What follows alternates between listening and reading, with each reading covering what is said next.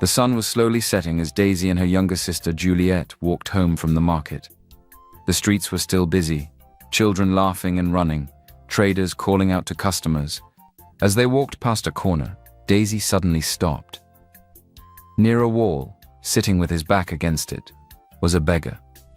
His clothes were worn out, his hair was rough, but his face was different from other beggars she had seen. He did not stretch out his hand or call for help.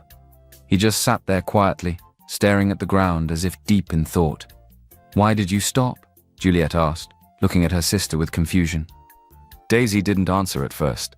She kept looking at the young man, something about him pulling at her heart. "Juliet, look at him.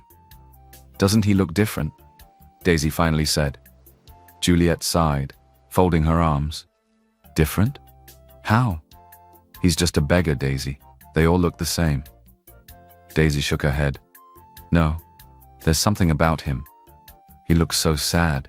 He's not even begging like the others. He just looks lost." Juliet frowned. "And so? What do you want to do? Take him home and feed him?" Daisy ignored her sister's sarcasm.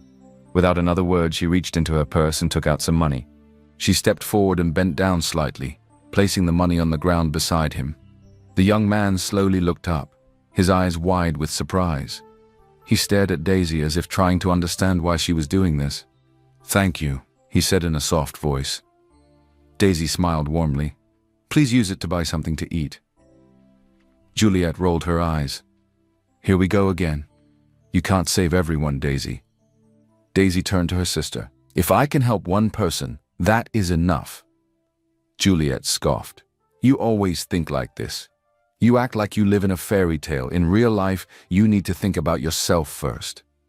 Daisy simply smiled and continued walking. She didn't know why, but something about the young man made her feel like she had done the right thing. As they got closer to home, Juliet sighed dramatically. "I hope you're ready for Mom's shouting. You know how she hates things like this." Daisy glanced at her sister, but she didn't say anything. Deep in her heart, she already knew that Mama Agnes would not be happy. As soon as Daisy and Juliet stepped into their large, beautifully furnished home, Juliet wasted no time before announcing what had happened. "Mama, can you believe what Daisy did today?" she said dramatically, dropping her shopping bag on the table. Their mother, Mama Agnes, who was sitting on the couch sipping tea, turned to them with a frown. "What is it now?" Juliet folded her arms. "Your wonderful daughter decided to give money to a beggar on the street. Just like that, Mama." She bent down and placed money next to him like she was his guardian angel. Mama Agnes's face changed immediately. She turned sharply to Daisy. "Daisy, is this true?" Daisy sighed, already expecting the reaction. "Yes, Mama, I gave him some money. He looked hungry and lost, and I just wanted to help." Mama Agnes shook her head in frustration. "Daisy, how many times have I told you? You can't go around wasting money on people you don't know. Just because we live in a big house doesn't mean we should act foolishly. Your father is gone. May his soul rest in peace. And I am the one holding this family together now. We have to be careful." "Mama, I didn't waste it. I helped someone who needed it," Daisy replied calmly. Juliet scoffed. "Oh, please, Daisy, don't start your charity talk again. Helping one beggar will not change the world." Daniel, Juliet's twin brother, who had been silently watching, smirked and leaned back on the couch. "Honestly, Daisy, you might as well just marry the guy since you care so much about him." Juliet burst into laughter. "Exactly. Mrs. Beggar's wife. Maybe he'll give you the crown of poverty." Daisy didn't respond. She was used to their teasing. Juliet flipped her hair. "Well, Mama, don't worry about me. I will not make the same mistakes as Daisy. One day, I will marry into the Okafor family, and then we will never have to worry about anything again." Mama Agnes's face softened as she looked at Juliet with admiration. "Now that is a smart girl. You have my full support, my dear. I have seen some members of the Okafor family before. They are the wealthiest, most respectable and powerful family in this town. If you set your mind to it, I will make sure it happens." Juliet smiled proudly. "It will happen, Mom. Just wait and see." Daisy remained quiet. This was nothing new. Juliet had always spoken about the Okafor family as if they were royalty. She had admired their lifestyle for years, constantly talking about how she would one day be part of it. Mama Agnes had always encouraged her dreams, treating her like a precious gem, while Daisy had simply gotten used to being the less important daughter. It had been this way for as long as she could remember. Juliet always got the love, the attention, the support. Daisy had learned long ago not to expect the same. She sighed and picked up her bag. "I'm going to my room." Mama Agnes waved a hand dismissively. "Yes, go and think about what you did today. Next time, use your head before throwing money away." As Daisy walked up the stairs, she could still hear Juliet and Mama Agnes discussing Juliet's future as an Okafor bride. Daniel continued to laugh, adding his jokes about how Daisy should just open a Beggar's foundation. Daisy ignored them. She had long stopped hoping to be treated the same as Juliet. The following morning, Juliet hummed happily as she scrolled through her phone, sitting comfortably in the living room. Daisy walked past, barely paying attention, but she couldn't help overhearing Juliet's conversation. "Tom, you know I miss you too, my love," Juliet said playfully. "I already gave you money for that stuff the last time." Daisy stopped in her tracks, turning slightly to glance at her sister. Juliet was talking about Tom, her so-called boyfriend. Tom was bad news. Everyone knew it. He was involved in drugs, street fights, and illegal deals. He was the kind of person most mothers would warn their daughters to stay away from. But not Mama Agnes. Whenever she questioned Juliet's relationship with Tom, Mama Agnes would simply wave it off. "Tom is not her future. She's just enjoying herself. She will still marry well into the Okafor family. Let her have fun." Daisy sighed and shook her head. Her mother had a different set of rules for Juliet. She could do whatever she wanted, and Mama Agnes would always defend her. Meanwhile, Daisy was the one who got lectures about behaving properly, about thinking wisely, about managing money while Daisy spent extravagantly. Daisy didn't care much for Juliet's love life. She had other things on her mind. After work that evening, Daisy decided to take the longer route home. The fresh air felt nice after a long day at the bank where she worked as a teller. As she walked, she noticed someone ahead of her, someone familiar. It was the beggar from the other day. He was walking slowly, looking exhausted, his feet dragging against the rough pavement. It didn't take Daisy long to realize he had been trekking for a long time. Without thinking twice, she quickened her steps. "Aren't you the person I met the other day?" she asked as she got closer. The young man turned to her, surprised. For a moment, he just stared. Then a small smile appeared on his tired face. "I guess I am," he said lightly. Daisy smiled back. "I'm Daisy." He nodded. "Nice to meet you, Daisy. My name is David." Daisy glanced at his worn-out shoes, the sweat on his forehead. "Where are you going?" she asked. David sighed. "I was trying to get to the other side of town, but I don't have transport money. It's a long walk, but I have no choice." Daisy didn't even hesitate. She reached into her bag and pulled out some money. "Here, take this for the bus," she said, pressing the notes into his hand. David looked down at the money, then back at Daisy, his eyes filled with gratitude. "Daisy, I can't keep taking money from you." Daisy smiled warmly. "It's not a big deal. I want to help. Please just take it." David exhaled deeply, accepting the money. "Thank you," he said sincerely. "I don't know what I did to deserve your kindness, but I appreciate it." Daisy shrugged. "Maybe one day you'll do something kind for someone else too." David chuckled softly. "I hope to see you again soon." Daisy nodded. "I'm sure we will." As she watched him walk away toward the bus stop, something in her heart felt different. She didn't know why, but she felt drawn to David in a way she couldn't explain. Days passed, and Daisy continued to check on David whenever she could. She would bring him small meals, sometimes a bottle of water and some snack, other times just a simple conversation. David was not like anyone she had met before. They would sit and talk for hours about life, about struggles, about dreams that seemed so far away. "Tell me about yourself, David," Daisy said one evening as they sat by a quiet roadside bench. David hesitated for a moment before speaking. "I grew up in an orphanage. My parents died when I was little. When I turned 18, I had to leave. I tried to get jobs, but without a proper school certificate, nobody wanted to hire me. Daisy listened intently, her heart aching for him.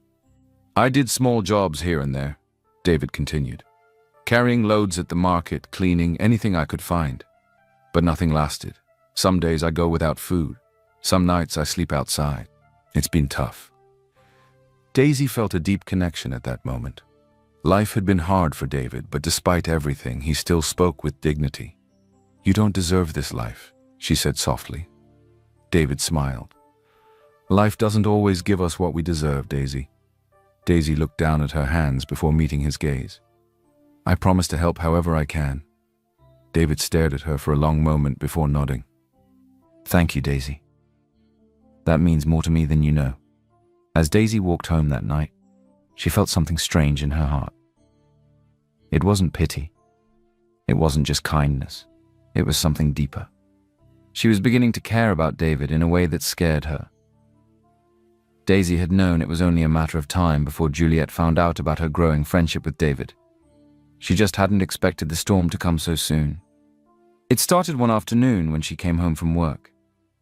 Juliet was sitting on the couch with Daniel, both of them laughing over something on Juliet's phone. The moment Daisy stepped into the house, Juliet turned to her with a smirk. Look who finally decided to come home. Our little charity worker, Juliet said, her voice dripping with sarcasm. Daisy sighed, already sensing trouble. Juliet, I'm not in the mood. Not in the mood? Juliet gasped dramatically. Then maybe I should help you get in the mood. I heard something interesting today. Apparently, my dear sister has been spending time with a beggar, and not just giving him money. Oh no, she actually sits and talks with him like they're childhood friends. Daniel chuckled. You must really like poverty, Daisy. Maybe you should go and live on the streets with him. Daisy folded her arms. At least David is trying to make his life better, unlike you two who sit around all day doing nothing. Juliet's smirk faded. Excuse me? Daisy's eyes burned with frustration. You and Daniel both graduated from university almost 2 years ago, yet neither of you has bothered to find a job. You sit here lounging around, acting like you're too good for work. Meanwhile, I wake up early every day, go to work, and help keep this family together. But of course, Mama never says anything about that. The only thing she cares about is making sure Juliet marries into a rich family. Juliet's face darkened, and Daniel frowned. But before either of them could respond, Mama Agnes walked into the room. What is all this noise? She demanded, looking between them. Juliet quickly pointed at Daisy. Mama, your daughter has been embarrassing us by running around with a street beggar. Mama Agnes's eyes immediately hardened as she turned to Daisy. Is this true? Daisy clenched her fists. David is not just some beggar, he's a person. A human being who deserves respect just like anyone else. Juliet scoffed. Please, a man with no money and no future is not someone you should be spending time with. What do you think will happen? You'll fall in love and marry him? You'll have beautiful beggar babies? Daniel laughed loudly, while Mama Agnes simply shook her head in disappointment. Daisy, you are a foolish girl, her mother said coldly. While your sister is preparing for a future with the Okafor family, you are wasting your time on useless people. Juliet doesn't need to work because she has a bright future ahead of her. She will marry into the richest family in this city. But you, she shook her head again, you are throwing your life away. Daisy felt her throat tighten, but she refused to back down. Why is it that everything Juliet does is right, but whatever I do is wrong? She asked, her voice filled with hurt. She has a boyfriend who does illegal things and you never say anything. She and Daniel sit here all day doing nothing and you don't criticize them. But the one time I show kindness to someone, I become the bad person. Mama Agnes raised her chin. Because Juliet has a future. She doesn't need to struggle like you. Her husband will take care of her. Daisy's lips trembled with anger. That's the problem, Mom. You think money is everything. You don't even care about what kind of person Juliet will marry as long as he's rich. You don't care about anything else. Juliet clapped her hands slowly. Wow, Daisy. So wise. Maybe you should become a preacher instead of wasting your time working at the bank. Daniel laughed again. Or maybe she should just marry the beggar already. Mama Agnes sighed, shaking her head in disappointment. You will never change, Daisy. You always want to argue. Fine, go ahead. Waste your time with that useless boy. Just don't expect anyone in this family to support you when you finally realize how foolish you are. Daisy's heart ached, but she refused to let them see her pain. She lifted her chin and met her mother's cold gaze. Everyone deserves to be treated with respect, no matter their circumstances. With that, she turned and walked toward her room, leaving them speechless. As she shut the door behind her, she let out a deep breath, trying to push down the tears threatening to fall. Her mother's favoritism no longer surprised her, but it still hurt. The night was unusually cold. Daisy pulled her shawl tighter around her shoulders as she made her way home from work. The streetlights flickered, and the roads were quieter than usual. She had been thinking about David all day, wondering if he had eaten, if he was okay. He never asked for much, and that worried her. He was the kind of person who would rather suffer in silence than trouble anyone. As she approached the usual spot where she often saw him, she stopped. David wasn't there. Her heart skipped a beat. She turned her head, scanning the dark street, but there was no sign of him. Just when she was about to turn away, she heard a low groan coming from a nearby alley. Daisy's stomach tightened. Slowly, she stepped forward and peered into the dimly lit corner. Her breath caught in her throat. David was on the ground, his body curled slightly, blood smeared on his shirt. His lip was busted, and there were bruises forming on his face. "David!" she gasped, rushing to his side. His eyes flickered open, and when he saw her, a weak smile formed on his lips. "Daisy! What happened? Who did this to you?" she asked, her voice shaky as she knelt beside him. "Some guys. They said this was their territory," David muttered, wincing as he tried to sit up. "They wanted me to leave. When I told them I had nowhere else to go, they beat me." Daisy swallowed the lump in her throat. She had heard about these street gangs before. They ruled over different parts of the city, attacking anyone who didn't belong. "We need to get you to a clinic," she said firmly. David weakly shook his head. "I don't have money for a hospital, Daisy." "I didn't ask if you had money," Daisy said, already pulling him up. "Come on, lean on me." David hesitated but obeyed, resting part of his weight on her as she carefully helped him up. A small clinic down the road was quiet when they arrived. A nurse rushed forward the moment she saw them, helping Daisy get David onto a bed. "What happened to him?" the nurse asked, already grabbing medical supplies. "He was attacked," Daisy said quickly. "Please just help him. I'll cover the cost." David looked at her in shock. "Daisy, no, I can't let you do that." She gave him a firm look. "Be quiet and let them help you." David sighed but said nothing more. The nurse cleaned his wounds, applied some medication, and stitched up a deep cut on his arm. Throughout the process, David barely made a sound, though Daisy could see the pain in his eyes. She sat beside him, refusing to leave his side. After a while, the nurse handed Daisy some painkillers and a prescription. "He'll be okay, but he needs to rest for a few days. Try to make sure he eats well." Daisy nodded. "Thank you so much." Once the nurse left, David turned to her, his eyes soft with emotion. "Daisy," he said quietly. "Hmm?" she responded, adjusting the blanket over him. "Why are you doing all this for me?" he asked. Daisy hesitated, then met his gaze. "Because I care, David.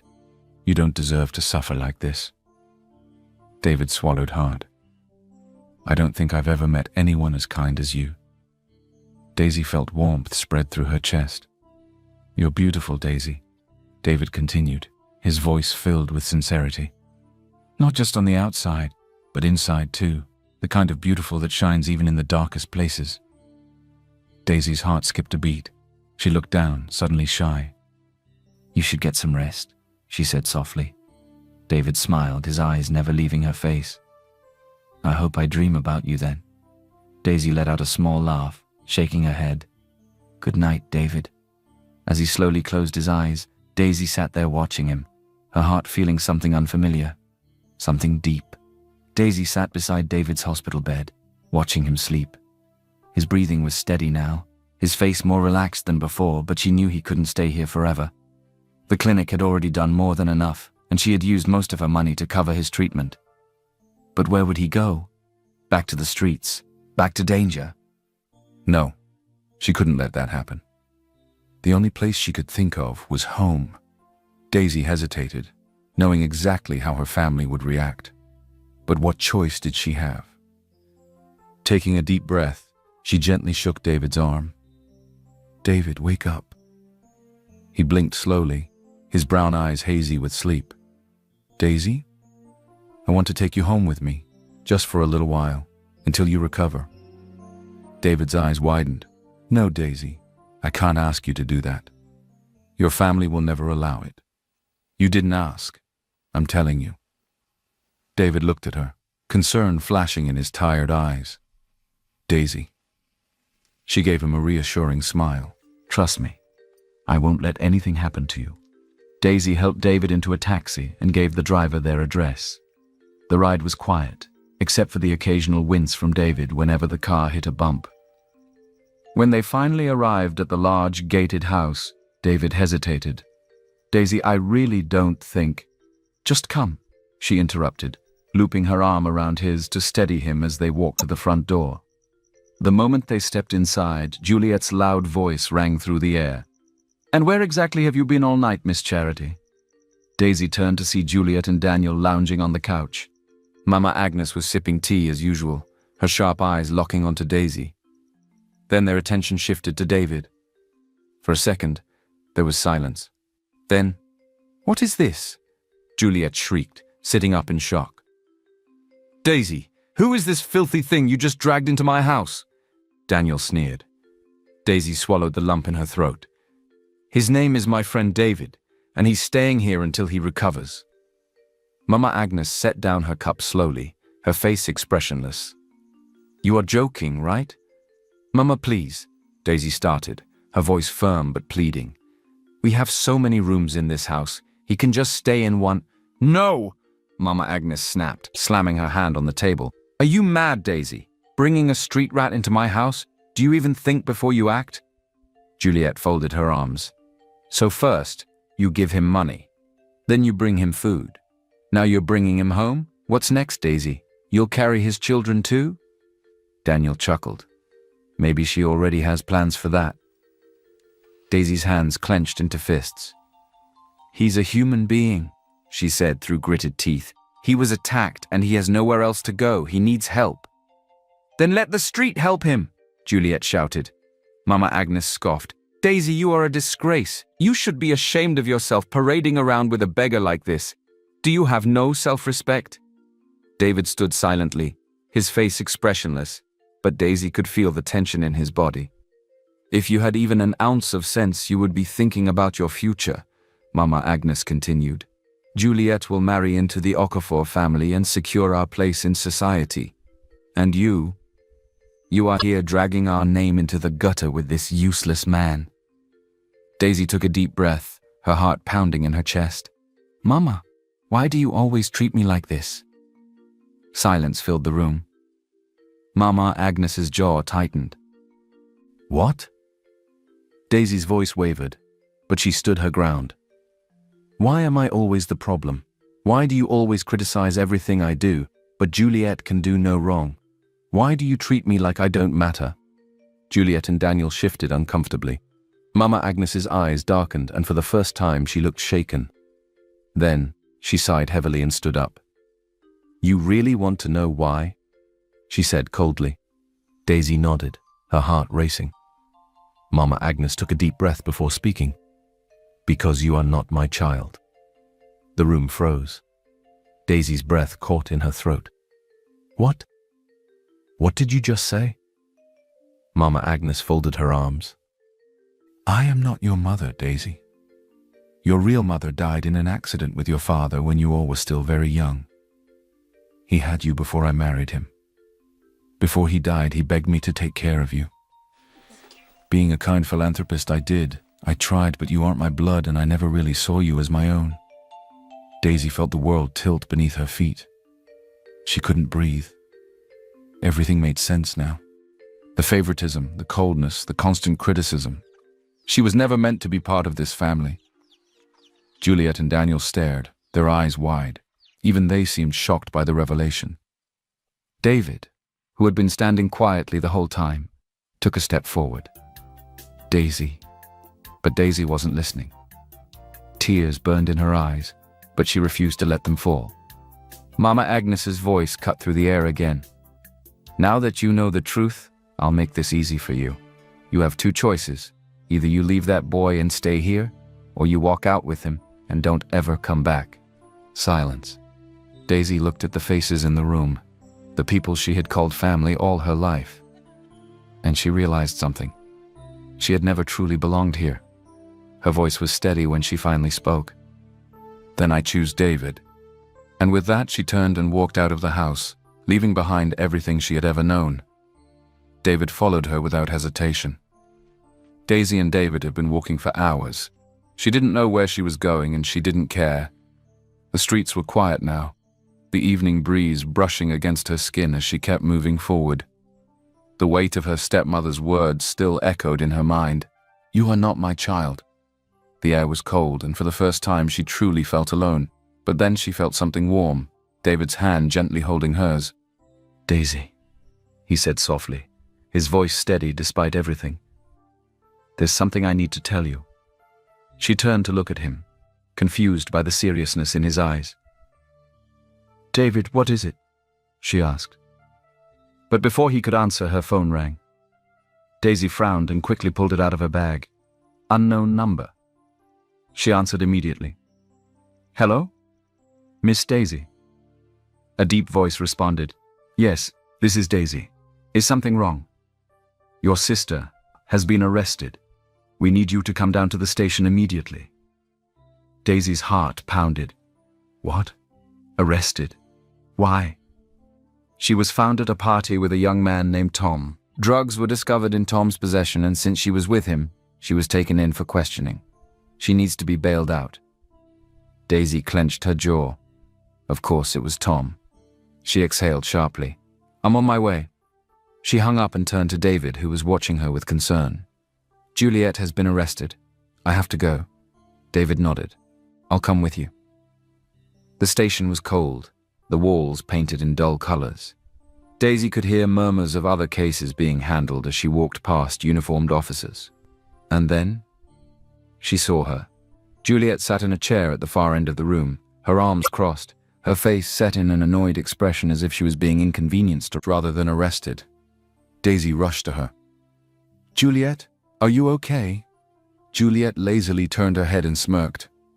Look who's here. Our little mother Teresa. Daisy frowned. Juliet, what were you thinking? Do you even know how serious this is? Juliet rolled her eyes. Oh, please spare me the lecture. You're so boring, Daisy. Always acting like you're better than everyone. Daisy's hands clenched. I am not acting like I'm better.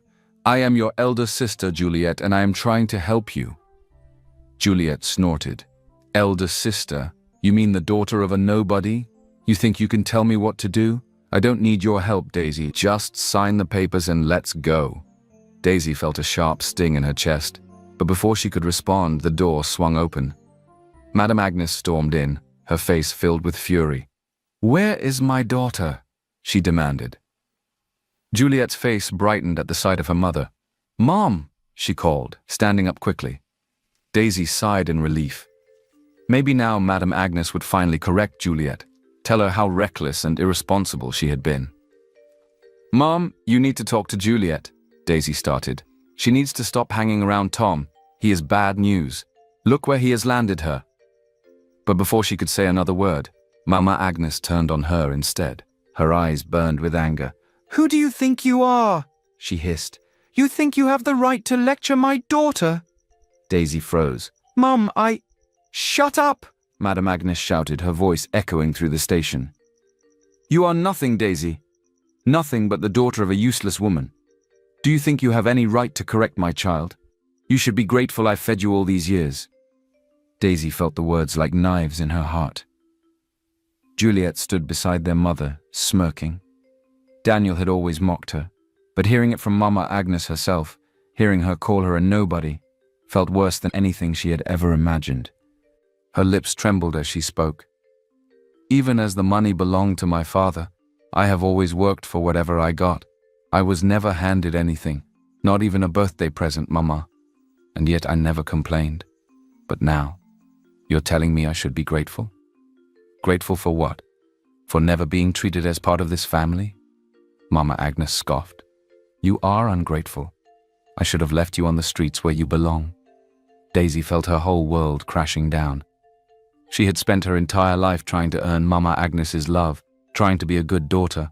But now, she realized, no matter what she did, it would never be enough. Tears burned in her eyes, but she refused to let them fall. She turned to Juliet, hoping, just hoping, that her sister would say something, anything, to defend her. But Juliet just smirked. Bye-bye, charity case. Daisy closed her eyes for a moment, swallowing the lump in her throat. Then she felt a warm hand slip into hers. David. He had been silent the entire time, watching everything. But now he gave her hand a gentle squeeze. Let's go, Daisy, he said softly. Daisy looked at him, at his kind eyes, his patient face. Then she turned back to Madame Agnes and Juliet one last time. I hope you get everything you want, she whispered, because I no longer care. And with that, she turned and walked away, her hand firmly in David's. She didn't look back. She walked beside David in silence, still feeling the sting of her mother's words from the police station. She had lost everything. Her family, her home, the only life she had ever known. Yet strangely, she did not feel empty. David had not let go of her hand since they left the station, his grip firm and reassuring. As they walked, Daisy finally exhaled and turned to him. David, I need to figure out what to do next. I have no home, nowhere to go. David stopped walking and faced her. His deep brown eyes held a quiet intensity. You don't have to figure it out alone, Daisy. There's something I need to tell you. Daisy frowned. What is it? David hesitated for a moment, then took both her hands in his. I haven't been completely honest with you, he began. Daisy felt a strange unease creeping in. What do you mean? David took a deep breath. My full name is David Okafor. Daisy blinked, confused. Wait, Okafor, as in Okafor Industries? David nodded. Yes, my family owns Okafor Industries. I am their only son. Daisy's lips parted, but no words came out. You? She finally whispered. You're? Yes, Daisy. I am the heir to Okafor Industries, David confirmed. Daisy took a step back, her mind racing. But you were living on the streets. You had nothing. How is this possible? David reached for her hands again. Please, let me explain. David led her to a waiting car, a sleek black SUV parked just down the road. A chauffeur opened the door, bowing slightly.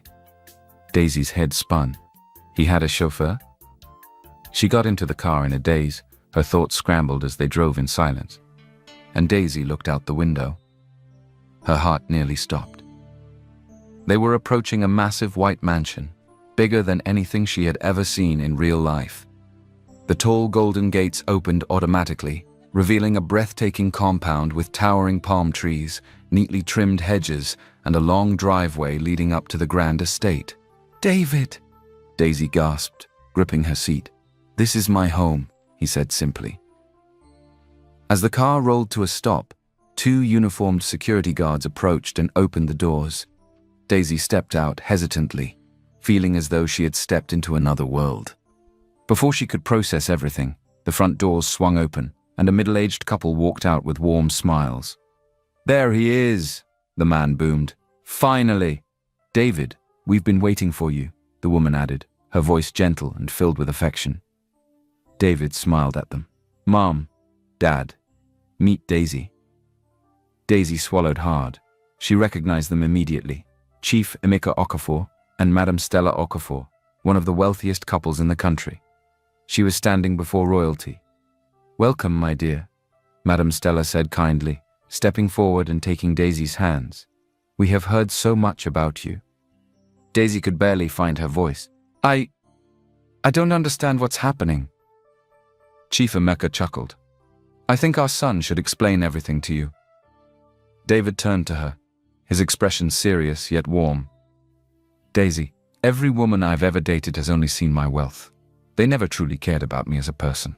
I was tired of being loved for my money and status. Daisy stared at him, her heart pounding.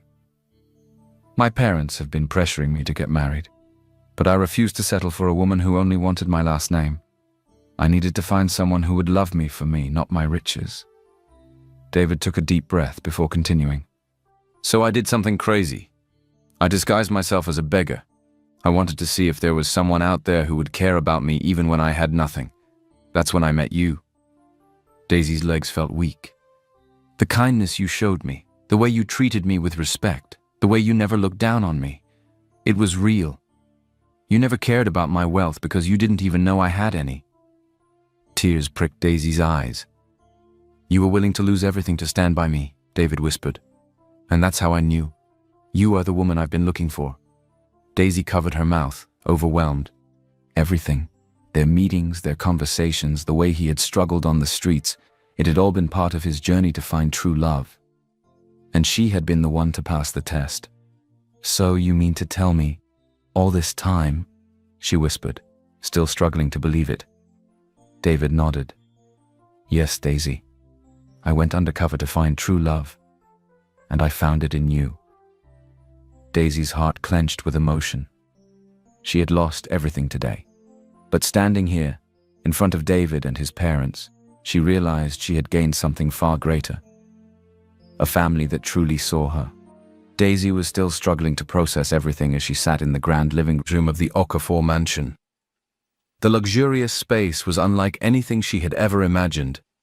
Golden chandeliers hung from the ceiling, elegant paintings decorated the walls, and the furniture looked like something out of a royal palace. She kept glancing at David, still trying to believe that the man she had met on the streets, the man she had thought was a struggling orphan, was actually the heir to one of the wealthiest families in the country. You must be exhausted, my dear, Madame Stella said kindly. David, why don't you freshen up? We'll have dinner soon. David nodded. That's a good idea. I'll be back in a bit. He turned to Daisy, gently squeezing her hand before excusing himself. As soon as he left the room, Chief Emeka chuckled. You look shocked, Daisy. Daisy let out a small, nervous laugh. That's because I am. This is a lot to take in. Madame Stella smiled. I understand, my dear. But know this, we are grateful to you. David has never spoken about any woman the way he speaks about you. You changed him. Daisy lowered her eyes, feeling overwhelmed. She had done nothing special, at least not in her eyes. She had simply treated David like a human being with kindness and respect. Daisy, Chief Emeka added, his voice warm. We know this is sudden, and we want you to feel at home. Before Daisy could reply, they heard footsteps. She turned, and her breath caught in her throat. David had returned, but he was no longer in his worn-out clothes. He now wore a crisp, designer white shirt that perfectly fit his toned body. His dark jeans and polished shoes completed the look, making him look like he had stepped out of a fashion magazine. Daisy had always known David was handsome, but now, seeing him as his true self, in his full glory, he was breathtaking. She couldn't take her eyes off him. David smiled as he approached her. You're staring, he teased softly. Daisy blinked and looked away quickly, embarrassed. Madame Stella and Chief Emeka exchanged knowing smiles. David took a deep breath and then, without warning, he got down on one knee. Daisy gasped, her hands flying to her mouth. Daisy, David said, looking up at her with deep affection. From the moment I met you, you have been nothing but kind, selfless, and strong. You showed me what real love is without even knowing who I was. You saw me when the world ignored me. You fought for me when you had everything to lose, and now I want to spend the rest of my life fighting for you. Tears filled Daisy's eyes. David reached into his pocket and pulled out a stunning diamond ring. It sparkled under the chandelier light, but all Daisy could see was the sincerity in his eyes. Daisy, will you marry me? Her hands trembled, tears spilling down her cheeks. She had never dreamed of a moment like this. After everything she had been through, after being rejected by the only family she had ever known, Here was this man, kneeling before her, offering her the kind of love she had never believed she deserved. She couldn't hold it in anymore. "Yes, David, yes," she cried. David smiled brightly, sliding the ring onto her finger. Then he stood, pulling her into his arms as she sobbed against his chest. The room erupted in cheers. "Congratulations, my dear," Madame Stella beamed, hugging Daisy tightly. "Welcome to the family," Chief Amika added, clapping David on the back. Servants quickly moved to set up a celebration, and within an hour, the mansion was filled with the warmth of a luxurious yet private engagement party. A grand dinner was laid out, champagne glasses clinked, and soft music played in the background. The Okafor family celebrated their heir's engagement with the woman who had captured his heart. Daisy, who had once been mocked for loving a beggar, was now seated beside the most powerful man in the city, her fiancé. And for the first time in her life, she felt truly at home. The following weeks were the happiest of Daisy's life. Since the day of their engagement, her bond with David had only grown stronger. He was patient, kind, and always made her feel cherished. Unlike anything she had ever experienced, his love was pure, genuine. They spent their days making wedding preparations, visiting charity homes, and sometimes just taking evening walks in the vast gardens of the Okafor mansion, talking about life and their dreams. For the first time, Daisy felt safe. She had no reason to beg for love or acceptance. David's parents adored her, and she was finally part of a real family. Little did she know that while her life was blossoming, everything was falling apart at her former home. Madame Agnes stormed into the living room, her eyes blazing with fury. "Where is Juliet?" she shouted. Daniel looked up lazily from the couch. "What's the problem this time?" Madame Agnes slammed a piece of paper on the table. "The problem is that your useless sister has mortgaged our house without my knowledge." Daniel sat up, his face paling. "What?" Just then Juliet strolled in, chewing gum, completely unbothered. "Mama, why are you screaming like a mad woman?" she asked, rolling her eyes. Madame Agnes turned to her daughter with a death glare. "Don't you dare talk to me like that! I just found out that you mortgaged our house. You took money and gave it to that foolish Tom." Juliet scoffed. "Mom, calm down. Tom said it was a sure investment. He promised he would pay back double." Madame Agnes clutched her chest. "Are you hearing yourself? You risked our home, our only home, for that useless boy?" Daniel's heart pounded. Wait. How much money are we talking about?" Juliet hesitated, then mumbled, 50 million. "What?" Madame Agnes and Daniel screamed at the same time. Juliet quickly raised her hands. "Relax," Tom said. "Forget what Tom said," Daniel shouted, grabbing his head. "Where is he now?" Juliet bit her lip. I don't know." Madame Agnes let out a loud cry, collapsing onto the couch. "We are finished. We are finished." Just then, a loud knock came at the door. Daniel rushed to open it, only to step back in horror when he saw 3 men in suits, standing with serious expressions. "Good afternoon, ma'am," one of them said, holding up a document. "We are from Royal Mortgage Agency.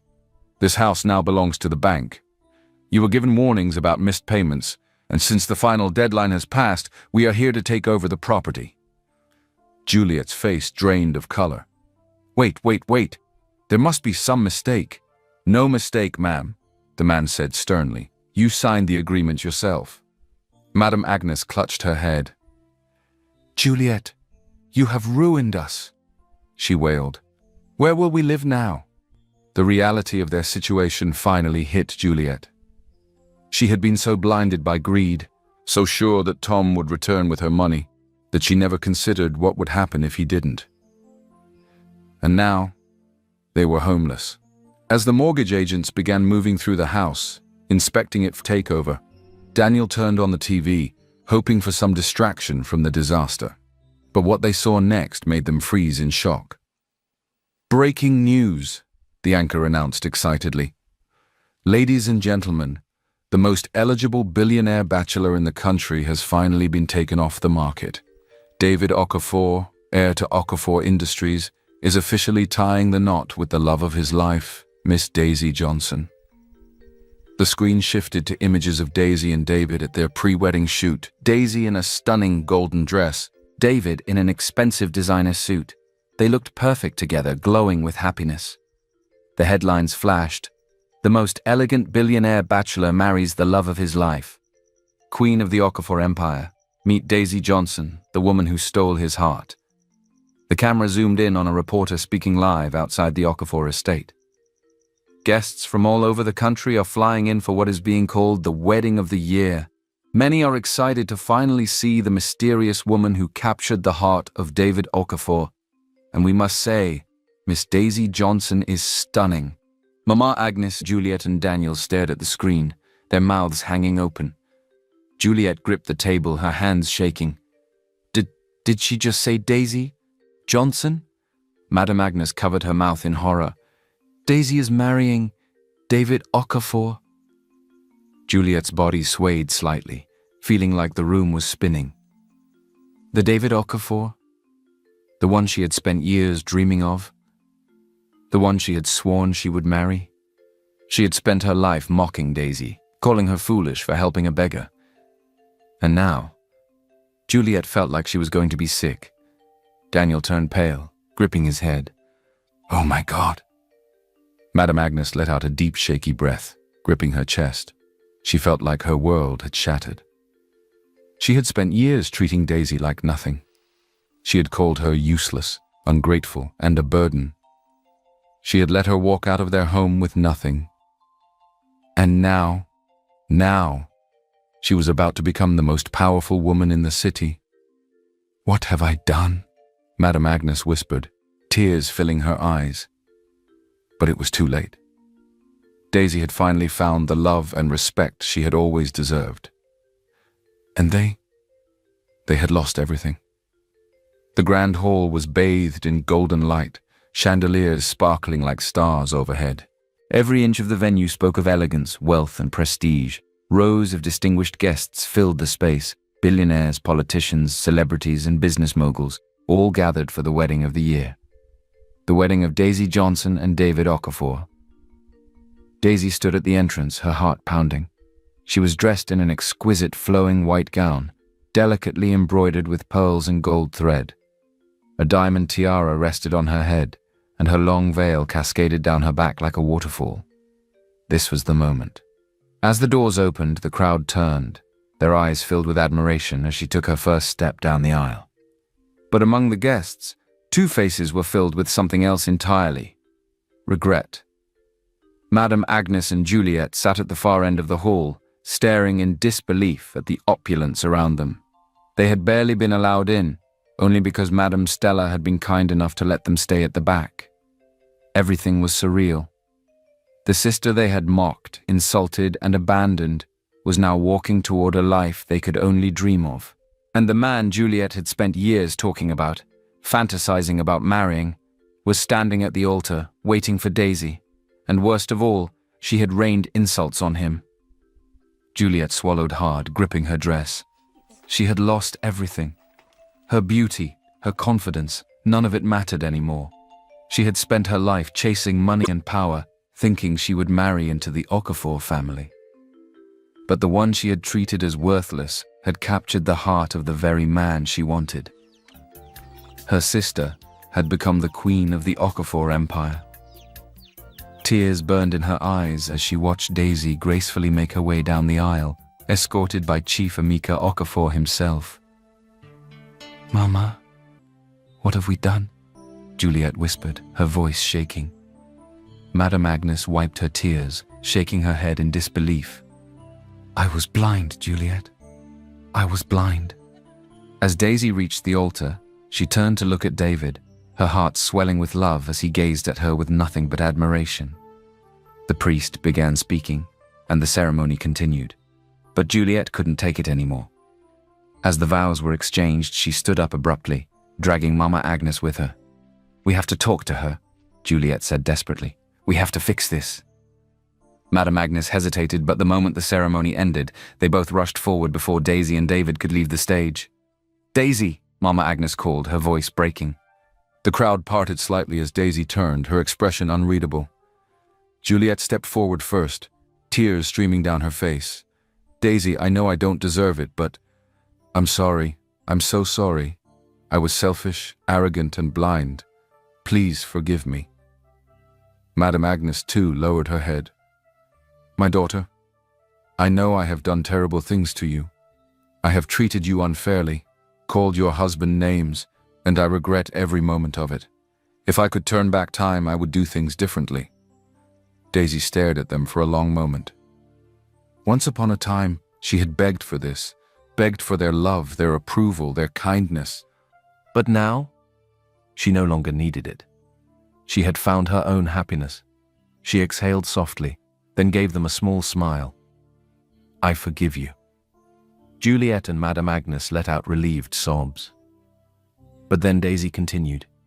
"But I've moved on," she said gently. "I've learned that kindness is never wasted, even when people don't appreciate it. But some mistakes you can't undo." Juliet's face fell. "Daisy, I wish you the best," Daisy said sincerely, "but my life is no longer tied to yours." Then she turned back to David, who was waiting for her, his hand outstretched. She took it without hesitation. And with that, Daisy walked away, toward the future she truly deserved. The cheers erupted again as she and David made their way toward their luxurious car, ready to begin their new journey as husband and wife. Juliet and Madame Agnes stood frozen in place, watching her disappear into the life they had once wished for themselves. And at that moment, they knew their downfall was brought upon them by their own hands. But Daisy, she was finally free. As the car sped off, David lifted her hand to his lips and kissed it. "Are you happy?" he asked softly. Daisy smiled through her tears, "More than I ever thought possible." And with that, she leaned into the man who had given her the love she had always longed for, ready to embrace their happily ever after.